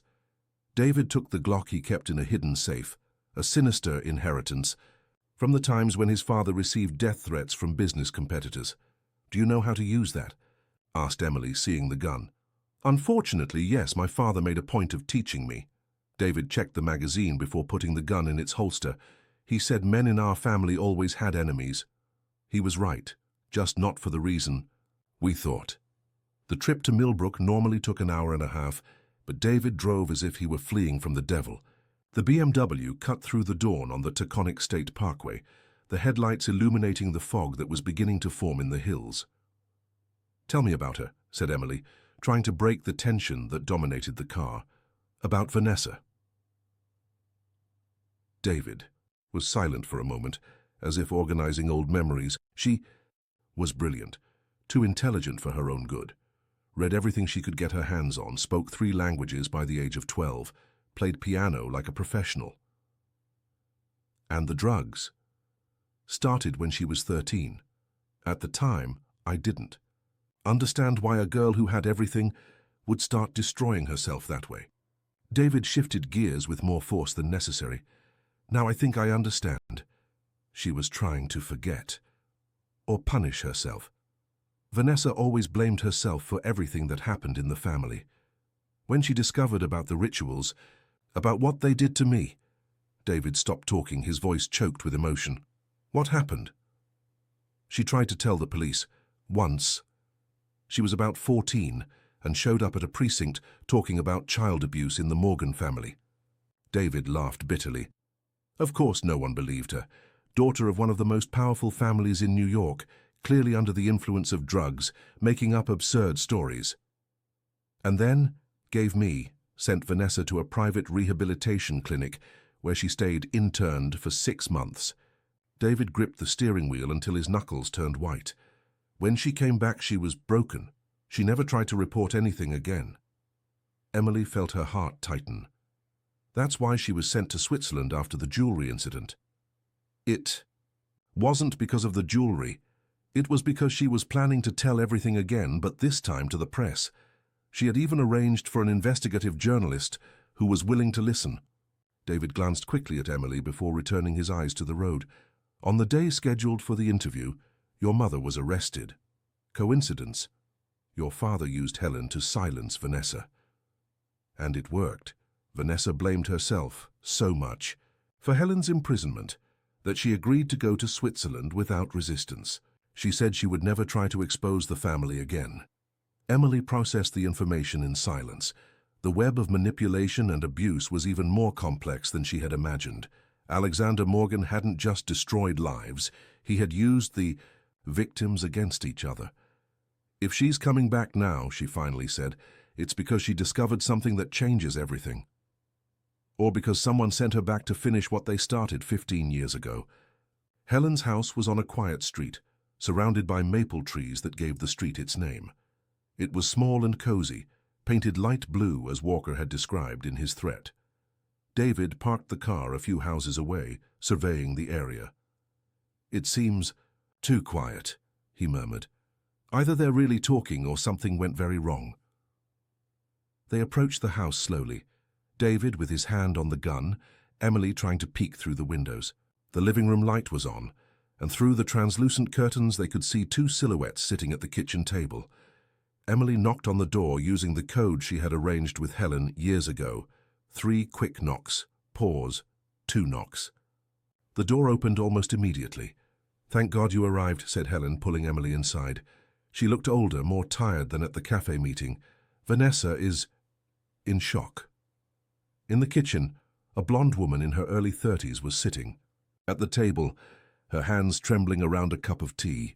She was clearly David's sister, the same dark eyes, the same aristocratic bone structure. But there was something broken about her, a fragility that went beyond the effects of drugs. "Vanessa?" David approached slowly, as if dealing with an injured animal. She raised her eyes, and what Emily saw there made her gasp. Pure terror. Vanessa looked at her brother as if she were seeing a ghost. "David," she murmured, her voice hoarse, as if she had gone years without speaking English. "You've grown so much. Are you okay?" "I'm okay." David sat in the chair next to her. "Vanessa, what's happening? Why did you come back?" "Because they're going to kill you tonight." The words fell like stones in the quiet kitchen. Helen leaned against the counter, her face pale. Emily felt the air leave her lungs. "Who's going to kill me?" "The circle, but not the American circle. Vanessa gripped the cup until her knuckles turned white. There's a larger international organization. What happened in our mansion was just a local branch. Branch of what? Of something very ancient, David. Something that has existed for centuries. Vanessa looked directly at him. They raised you to take Dad's place. They prepared you since childhood. And now that you've discovered the truth, you've become a problem. Emily sat on the other side of the table. How do you know this? Because I spent 15 years infiltrated in the parent organization in Europe. They thought I was just a useless addict sent away from the family. They didn't know. I was collecting information. Vanessa opened a backpack that was on the floor and took out a laptop. On the screen, hundreds of files organized by country and date. This is 15 years of evidence, names, places, rituals, victims. She clicked on a folder marked USA, New York. You have no idea how big this thing is. David looked at the screen with growing horror. There were photos, documents, videos, not just from the Morgan mansion, but from dozens of other locations, other families, other children. Why didn't you expose this before? Because I needed something more. I needed evidence that was irrefutable, that couldn't be denied or destroyed. Vanessa looked at Helen. And I needed someone I trusted to take care of the victims I could identify. Helen nodded slowly. She contacted me 3 years ago, started sending money for me to help other people like us, former employees who were harmed, families of victims. You did this alone? With the help of some international organizations, Interpol, FBI, human rights groups. Vanessa closed the laptop. But now they've discovered. And they're eliminating anyone who could testify against them.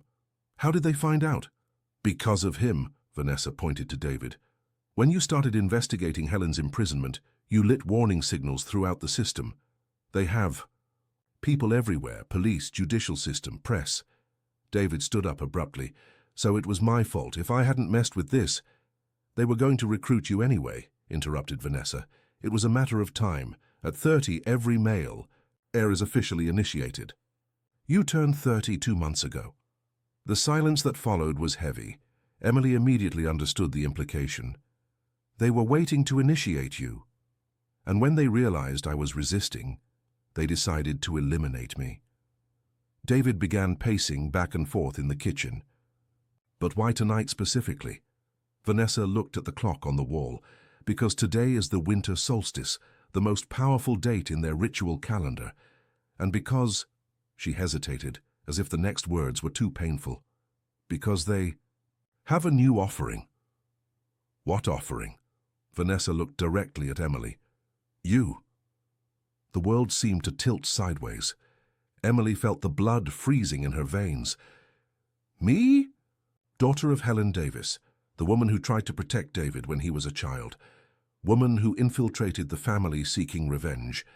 For them, you represent both betrayal and redemption. Vanessa stood up and walked to the window. They plan to use you as a sacrifice to purify David and force him to take his place in the organization. David immediately positioned himself between Vanessa and Emily, his hand on the gun. That's not going to happen. David, you don't understand. They have an army, resources you can't imagine. Vanessa turned from the window with tears in her eyes. I tried to warn you before, but it's already too late. They're coming. As if her words had conjured the danger, headlights appeared on the street, several cars approaching the house. Helen ran to turn off the lights, but it was too late. Back door, murmured David, taking Emily by the hand. Now.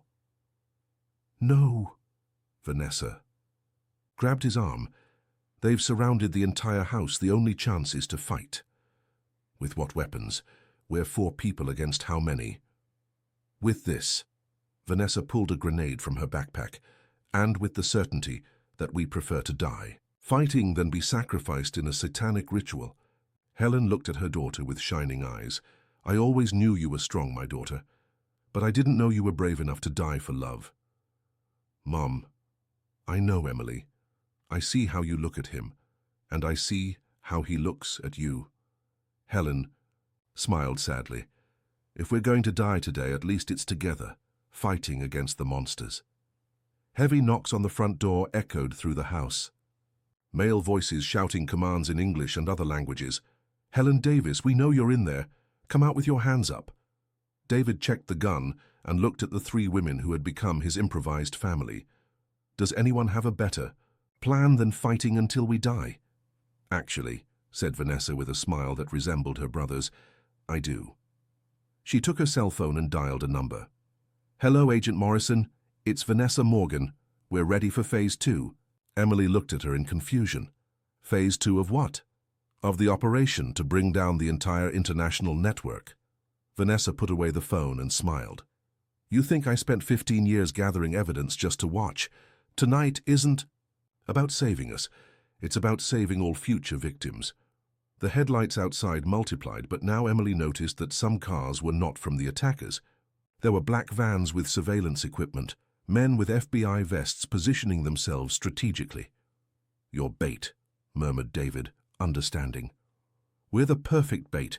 The circle came out of hiding to get us, exposing the entire operation." Vanessa approached the window. "In 15 minutes. There will be the largest international police operation in history happening in this town. And if we don't survive the next 15 minutes, then at least we'll die, knowing this will never happen to other children again." The key. Front door exploded in a shower of wood and glass. Masked men invaded the house with automatic weapons, shouting contradictory orders. "On the ground! Everyone on the ground!" David pushed Emily behind the kitchen counter and fired at the first man who appeared in the doorway. The shot hit the invader in the shoulder, making him spin and fall. "How many bullets do you have?" Emily shouted over the noise of the shots. 15. "And you?" "I've never shot a person in my life. Today might be a good day to start." Helen crawled to where they were, carrying an old shotgun. "This was your grandfather's," she said to Emily. "He always said one day it might be useful." Vanessa was in the living room using the table as cover, speaking rapidly on the cell phone in English. "They need to hurry. We have at least 12 men in here." One of the invaders managed to flank and appeared in the kitchen through a side door. Emily saw the gun barrel pointing at Helen and without thinking grabbed a heavy frying pan from the stove and hit the man on the head with all the strength she had. The sound was horrible, but the man fell unconscious. "Good," shouted David, quickly reloading. "Now take his gun." Emily forced herself not to look at the blood dripping from the man's head as she picked up the pistol. It was heavier than she expected, but the grip fitted naturally in her hand. "Only pull the trigger if you see someone trying to hurt us," Helen instructed, surprisingly calm for someone in the middle of a shootout. "How do you know about guns?" 20. Years cleaning the house of a family of criminals. You learn a few things. More men entered through the living room, but this time there was something different. Shouts coming from outside, more shots, but not directed inside the house. "The cavalry has arrived," shouted Vanessa, smiling like a madwoman. "FBI, Interpol, Federal Police. This house has become the center of an international operation." Through the broken window, Emily could see red and blue lights flashing, helicopters circling, men with black vests surrounding the entire area. But the invaders inside the house became more desperate. One of them appeared at the kitchen entrance, with what looked like a grenade. "If we can't take them alive, no one leaves here alive." David didn't hesitate. He jumped over the counter and attacked the man before he could release the grenade.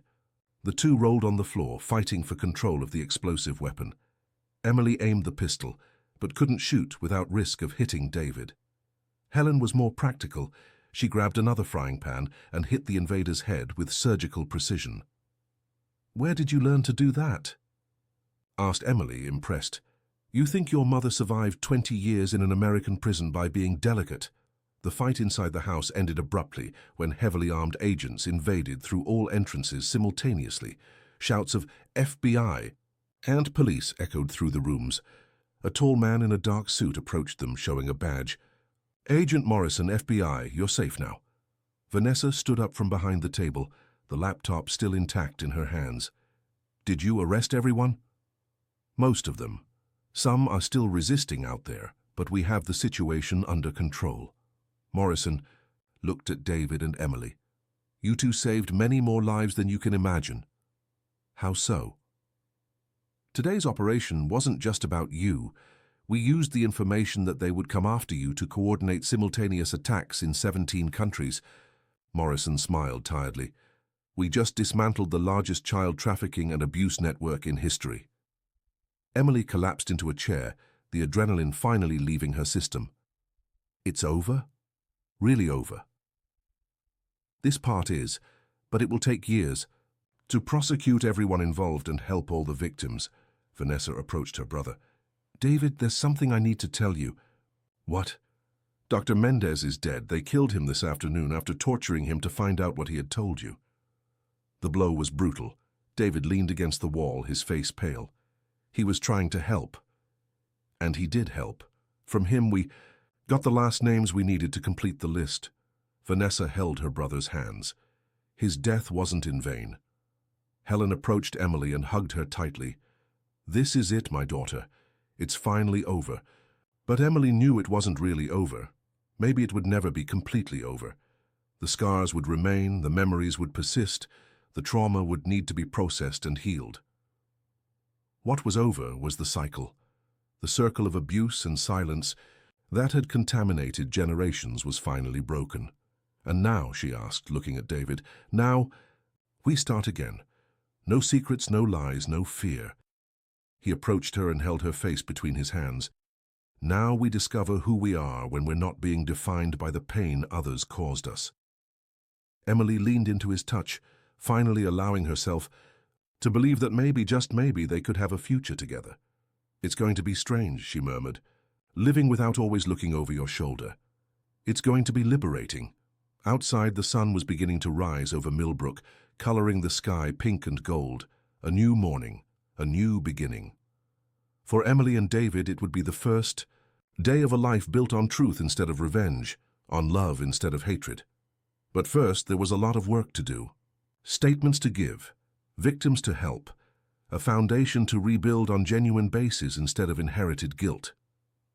You know what's ironic, said David, observing the movement outside through the window. What? My father always said the Morgan family was destined for great things. Maybe he was right. David smiled, and this time it was a genuine smile, without weight or shadows, just not in the way he imagined. Emily laughed for the first time in weeks. I think he would be horrified if he knew we used his dirty money to help his own victims. Living well is the best revenge, said Helen, joining them at the window, and helping others live well too. Vanessa put the laptop in her backpack and approached the group. There's one thing you need to know. About the future. What thing? The Morgan Foundation is going to receive an unexpected inheritance. It turns out that the international organization had billions in secret accounts around the world. Vanessa smiled mischievously. Money that will now be used to compensate victims and fund child protection programs. David looked at her with admiration. You planned all of this? Helen and I did, and some other people you'll meet soon. Vanessa looked at Emily. People who lost children, siblings, parents to this organization, people who spent their entire lives waiting for justice. And now we have work to do, many people to help, many things to rebuild. Emily looked around the destroyed kitchen, at the people who had become her chosen family, at the man she loved, despite all the reasons not to love him. You know what? She said. I think I'm ready for that. Agent Morrison approached them again. Sorry to interrupt, but we'll need you to come with us to give formal statements. It will take a few hours. And then you're free to rebuild your lives however you want. Free. The word sounded strange after so long living under the weight of secrets and threats. As they were escorted to the police cars, David held Emily's hand. Are you afraid? Of what? Of discovering who we are when we're not fighting for our lives. Emily thought about the question as she watched the sun rise completely over the hills. A little, but I'm also curious. Curious about what? About what it's like to kiss you when we don't think we're going to die. David stopped in the middle of the path and kissed her right there, in front of everyone, police officers, federal agents, journalists who were beginning to arrive. It was a different kiss from all the others they had shared.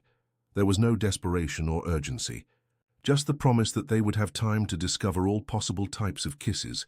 When they separated, both were smiling. "I liked it," said Emily.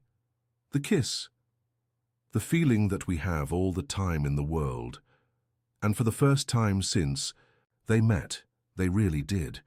The future stretched before them like a blank page, waiting to be written with choices made freely, love given without reservations, and the certainty that they had transformed inherited pain into something beautiful and true. The revenge was complete, but not in the way Emily had planned. The best revenge, she discovered, was building something better on the ruins of what they tried to destroy. And with David by her side, Helen safe, and Vanessa finally free to be who she really was, Emily knew they had achieved exactly that. Chapter 5. 6 months later, Emily woke to the sun coming through the white linen curtains of the apartment she shared with David in Brooklyn. It was a completely different place from the somber mansion where he grew up, bright, airy, full of plants that she insisted on growing in every available corner, a place that smelled of freshly brewed coffee and lavender, not secrets and incense. David was already up, sitting on the terrace with a steaming cup in his hands, watching the movement of the street below. There was a serenity in him that didn't exist 6 months ago, as if the weight of 15 years of guilt had finally been removed from his shoulders. "You woke up early again," said Emily, approaching from behind and wrapping her arms around his neck. "I dreamed about today's trial." David leaned back, resting his head on her chest. But this time it wasn't a nightmare.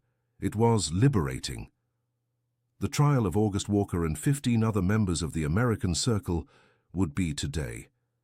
After months of international investigation, evidence gathered and recorded, testimonies, the day had finally come to face the monsters in court. "Are you nervous?" "I'm anxious," corrected David, turning to look at her. "Anxious for this to end once and for all so we can move forward completely." Emily sat on his lap, nestling into the embrace that had become her favorite place in the world. The last 6 months had been an emotional roller coaster. Painful testimonies, intensive therapy sessions, nights when one of them woke up screaming from nightmares. But they had also been the happiest months of her life. "Helen called last night," she said, playing with the buttons of his shirt. "The new house is almost ready." David smiled. Helen had decided to move to New York to be close to her daughter, but also to work at the new headquarters of the Morgan Foundation, now renamed Hope Foundation. The money confiscated from the criminal organization had allowed a complete transformation, new programs, expanded team, and Helen as director of support for families of victims. "And Vanessa, any news?" "She's coming back from Geneva on Friday. She said she has news about the international programs." Vanessa had become a kind of global ambassador for the cause, working with international organizations to implement child protection programs in other countries. It was as if she had found her purpose after years of feeling lost and guilty. "You know what that means?" asked David, kissing Emily's neck in a way that made her shiver. "What?" "That we'll finally have our family gathered for Sunday dinner." The word family still sounded strange to both of them, but good. They had created a chosen family, formed by people who understood each other without needing to explain the scars they carried. Speaking of family, Emily got up and went to the kitchen, returning with a letter in her hands. "This arrived yesterday." David recognized the cream paper and the golden letterhead immediately. "Court of Justice?" "Open it." He tore the envelope carefully and read in silence, his expression gradually changing until it transformed into a radiant smile.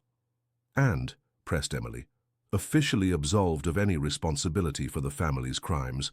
More importantly, our petition to use the confiscated inheritance to expand the Foundation's programs was approved." David stood up and took her in his arms, spinning her around the terrace. "Emily, we did it. We really managed to transform all that rottenness into something good." She laughed, feeling dizzy from the rotation and from happiness. "It still seems surreal sometimes." What? This us.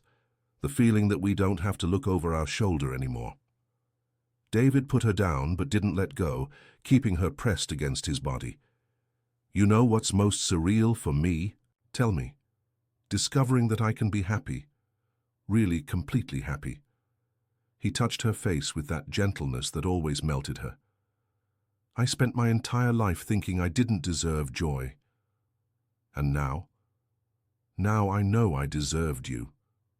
The kiss. That followed was long and sweet, loaded with promises and certainties that had only solidified with time. There was no more desperate urgency or fear that everything could end at any moment. It was the kiss of two people who knew they had built something solid and lasting. We need to get ready for court, murmured Emily against his lips, but without making any move to pull away. We have time. David, just a few more minutes. I want to hold on to this moment before we face them. They stood there, embracing on the terrace, watching New York slowly wake up. It was comforting to know that the city continued its normal routine while they fought against demons and rebuilt lives. The world had continued turning, and now they finally were part of it again. The criminal court in downtown Manhattan was packed when they arrived. Journalists, activists, families of victims, curious people attracted by the media coverage of what had become known as the Circle case. Emily felt her stomach tighten at seeing so many people, but David's hand in hers reassured her. "Ready?" he asked. "Ready." The trial lasted almost 8 hours. Emily and David gave their testimonies in the morning, reporting in detail everything they had discovered and experienced. It was painful to relive some moments, but it was also cathartic. Each word spoken in public was a nail in the coffin of the silence that had protected those men for decades. August Walker tried to maintain his arrogance, even in handcuffs, but when Vanessa took the witness stand with her laptop full of evidence, his mask finally fell. The man who had threatened them with such coldness was visibly shaken when he heard recordings of secret meetings where his voice was clearly identifiable. The defendant pleads guilty or not guilty to the charges of criminal association, child trafficking, child sexual abuse, and racketeering, asked the judge. Not guilty, answered Walker, but his voice trembled. The prosecutor stood up with a stack of documents. Your Honor, the prosecution has irrefutable evidence of the defendant's direct participation in at least 43 cases of child abuse over 20 years. What followed was a meticulous presentation of evidence that left the entire courtroom in silence. Photographs, recordings, testimonies from victims who had found the courage to speak. Helen was in the front row, her hand on her heart, tears running down her face as she listened to accounts of children who had gone through the same horror she had tried to spare David from.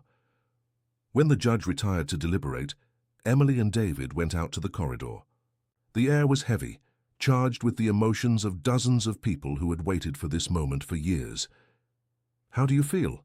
asked a journalist, shoving a microphone in David's face. "I feel that finally the victims are being heard," he replied calmly. "And that other children are safer today than they were yesterday. And about the Hope Foundation, how do you plan to use the confiscated resources?" "To build a protection network that ensures this never happens again. Reception centers, education, programs, free therapy for victims." David looked directly at the camera, and to show that it's possible to transform pain into hope. Emily watched him speak to the press and felt her chest fill with pride. The man she met 6 months ago was somber, burdened with guilt that wasn't his. This man was strong, confident, transformed by the healing process and the certainty of making a difference. "Dr. Emily," said another journalist, "as a psychologist, what's your assessment of the impact of cases like this?" "Trauma doesn't define who we are," she replied. "It only defines what we've been through. What really matters is what we do with the experience, if we use it to destroy ourselves or to build something better." "Do you plan to get married?" The question caught both by surprise. They looked at each other and laughed, a genuine laugh that relieved the tension of the moment. "At the moment, we're focused on rebuilding lives, ours and other people's," said Emily diplomatically. But inside, the question echoed. They had talked about the future, about dreams, about the life they wanted to build together. But marriage was a step they hadn't yet openly discussed. 2 hours later, the judge returned with the verdict. August Walker, for the crimes of criminal association, child trafficking, child sexual abuse, racketeering, and first-degree murder. This court sentences you to 62 years in prison with no possibility of parole. The courtroom exploded in applause. Families of victims cried, embracing each other. Journalists ran outside to break the news first. Emily felt her knees weaken with relief. "It's over," murmured David, pulling her into an embrace. "It's really over." But when they left the courthouse, there was one last surprise waiting for them. A man in his 50s, simple suit, approached, hesitantly. "Dr. Morgan, I'm Robert Smith. My son was one of the victims 15 years ago." David immediately tensed. Emily held his hand tightly. "I just wanted to thank you," continued the man, his voice breaking, "for having the courage to expose everything. My boy, he never managed to talk about what happened. He died at 20, overdose. But today, seeing these monsters being convicted," he wiped his eyes, "today I feel like he can finally rest in peace." David couldn't speak. He simply hugged the man, and the two cried there in the middle of the street, surrounded by reporters and onlookers. It was a moment that summed up everything: pain transformed into purpose, grief converted into fight. "Thank you," whispered Robert. "Thank you for not giving up."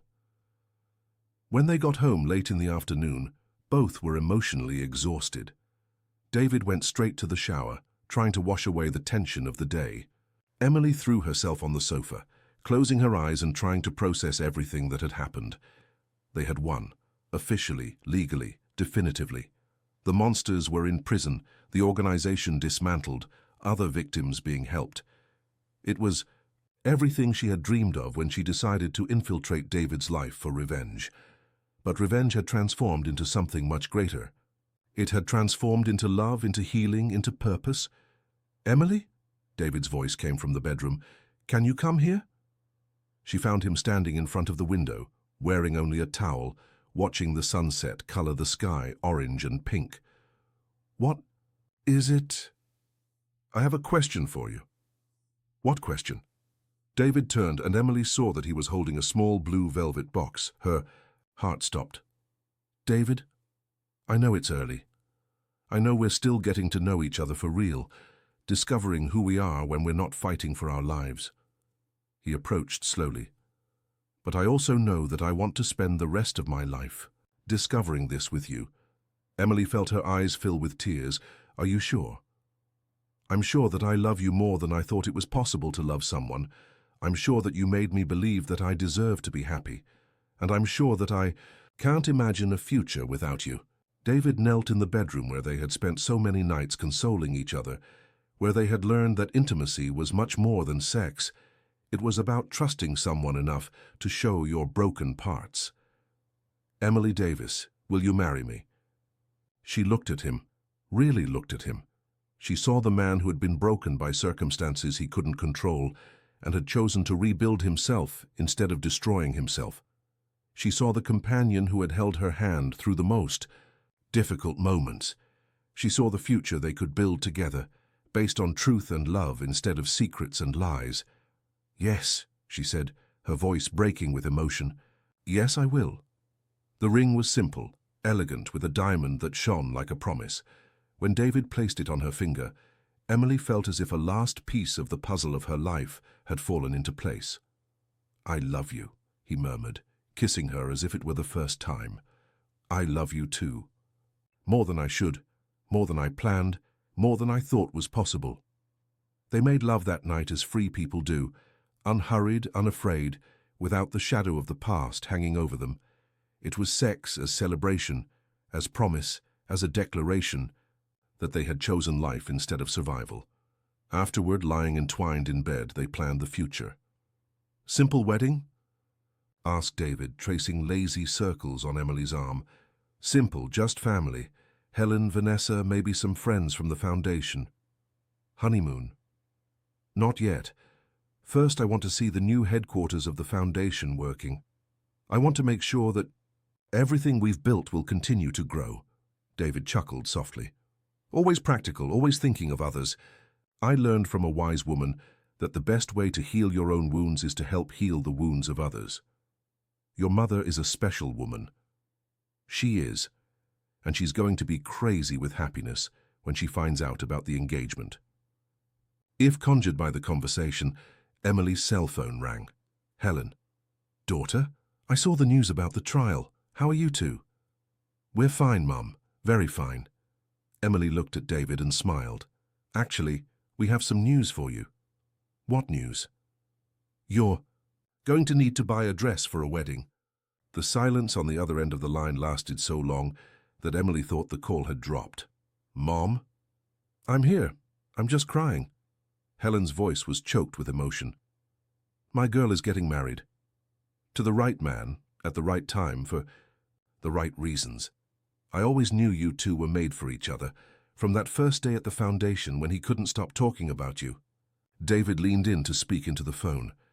Helen, thank you for saving me when I was a child, and thank you for raising the most amazing woman in the world.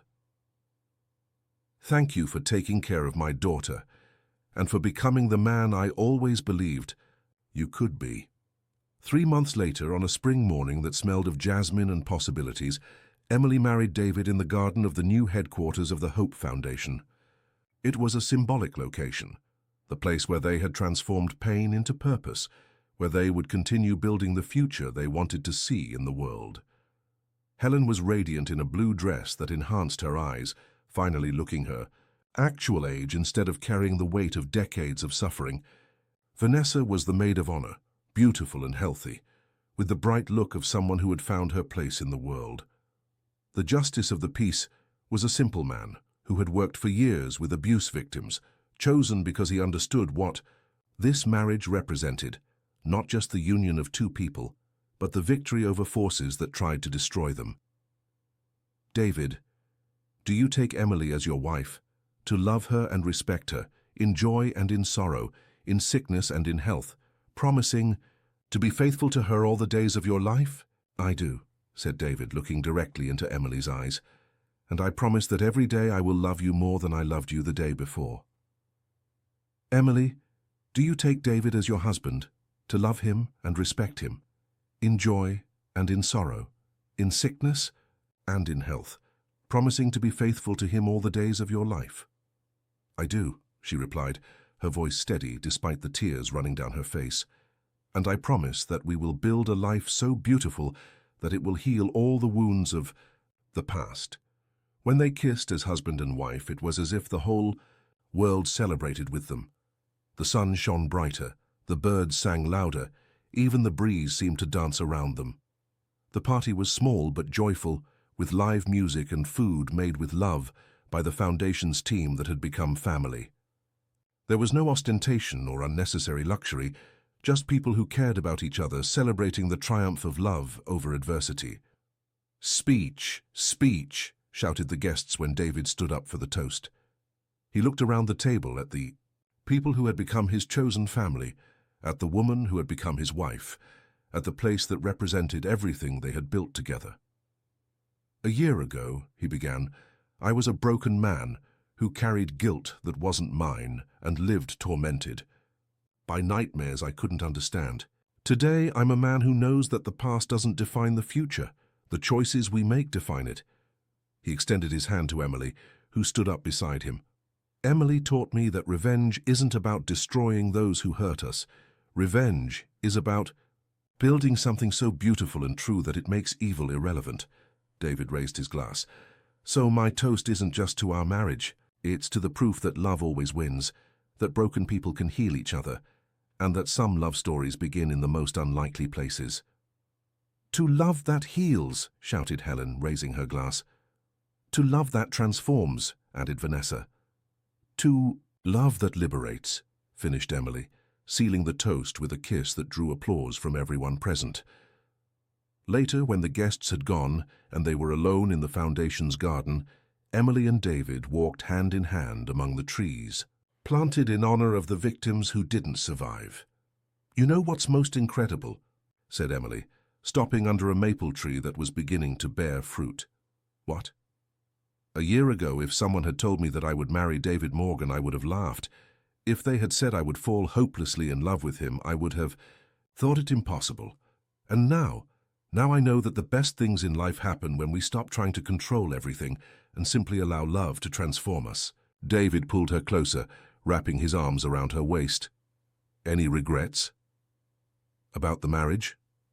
Never. Emily leaned back, resting against his chest. Regrets about not having met you under normal circumstances, when we were just two people, trying to figure out life. I don't. If we had met under normal circumstances, I would probably have been the arrogant heir of a corrupt family, and you would have been a psychologist who would have found me unbearable. True, laughed Emily. We needed to go through hell to learn to appreciate paradise. And now? Now we build our own paradise. They stayed there until the stars appeared in the sky, planning the honeymoon they would take the following year. A trip to see the international projects that Vanessa had helped implement. Planning the children they might want to have in the future, the children they would raise with unconditional love and absolute protection. Planning the years they would dedicate to the foundation, to the victims who still needed help, to the world they wanted to leave better than they found it. Emily? Thank you. For what? For teaching me that sometimes the greatest revenge is simply being happy. She turned in his arms, looking directly into the eyes that had once been somber and now shone with genuine peace. Thank you. For what? For teaching me that true love isn't about finding someone perfect. It's about finding someone imperfect who makes you want to be a better person. The kiss they shared there under the stars, in the garden where they had planted hope on the ruins of pain, was different from all the others. It was the kiss of two people who knew they had found not just love, but purpose. Not just passion, but partnership. Not just healing, but transformation. When they finally entered the house they now shared as husband and wife, both knew they had achieved something that seemed impossible a year ago, transforming a story that began with revenge into a love story that would last forever. Emily Davis Morgan had gotten her revenge, but she discovered that the best revenge of all was living a life so full of love and purpose, that it made all past suffering irrelevant. And David Morgan had freed himself from the chains of the past, transforming inherited guilt into chosen responsibility, fear into courage, and pain into love. Together they proved that some stories don't end with "they lived happily ever after," because happiness isn't a destination, it's a journey. And their journey was just beginning. In the years that followed, the Hope Foundation would become a world reference in child protection. Helen would become the adoptive grandmother of dozens of children welcomed by the programs. Vanessa would find love with one of the agents who helped her in the international operation, and Emily and David would continue discovering each day new ways to love each other and to transform pain into hope. But that's another story, a story that began on the day when two broken hearts decided they could heal each other, and that some revenge is so perfect that it transforms into salvation. Because in the end, Emily discovered that the sweetest revenge of all wasn't destroying those who hurt her. It was building a life so beautiful that it made all the suffering worth it. And that life she built alongside the man she learned to love in the most unlikely places of the human heart.